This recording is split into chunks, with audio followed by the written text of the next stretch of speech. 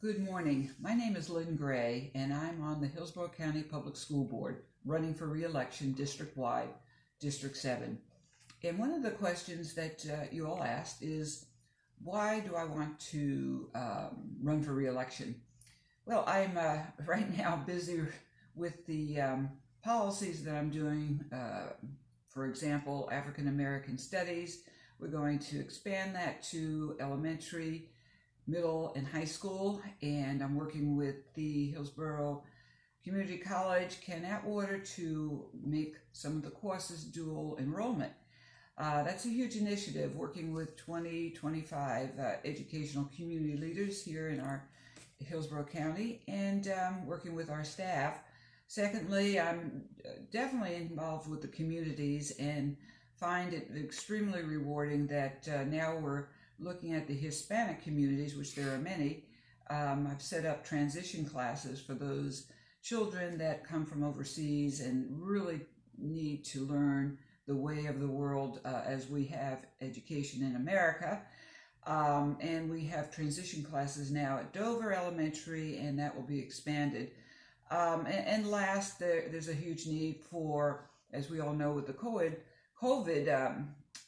emergency, that we have to prepare not only our students, but our teachers to deal with trauma.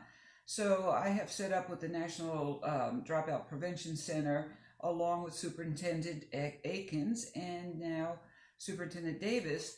So we're expanding not only how teachers can help those kids with trauma, but what are strategies to keep kids engaged when they've had such horrendous experiences: domestic violence, hunger, lack of clothes, in some cases lack of shelter, and just knowing in a nutshell that 64% of our population are poverty or below poverty level.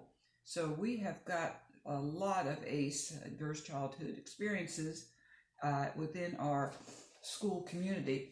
But at any rate, I can go on, and I think I have a time limit.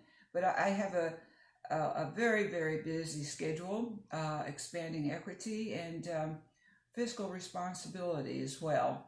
And I believe, if this is the league, I do believe, Teresa Pata, we all worked on the impact fees. So fiscally, I look forward to also getting our millage rate returned to where it was in 2008. That's our next project for getting funds back into our school system. And I'll pause because the next question is, what is the most pressing issue facing our Hillsborough County Public Schools? And right now, with over 6 to 8, I don't even know, I want to say hundreds of letters. I might even have more than 500 or so in my mailbox from communities. How are we going to reopen our schools? So I've always said the virus will dictate the reentry of our students for their safety, and of course our teachers and our staff, and that includes custodians. So with that in mind, if the hospitals are getting filled, which they are, and are going to be at capacity, which I believe will happen probably within a week, I fear that if our children, which means your son or daughter and or their teachers, they get sick, where will they go? So if there's not hospital beds, then we can only surmise that this will be a huge burden on us if any of them do pass away. That's putting it mildly. So we are facing that kind of crisis, and how can we make our schools the most safe? And how can we make our teachers the most safe? Well, I am probably more of an advocate for the first 9 weeks of innovative e-learning, simply because if we have teachers in front of our children, at least online, with structure, with extracurricular activities, then I think we can mitigate the idea of the COVID virus getting into harm's way with our kids and teachers.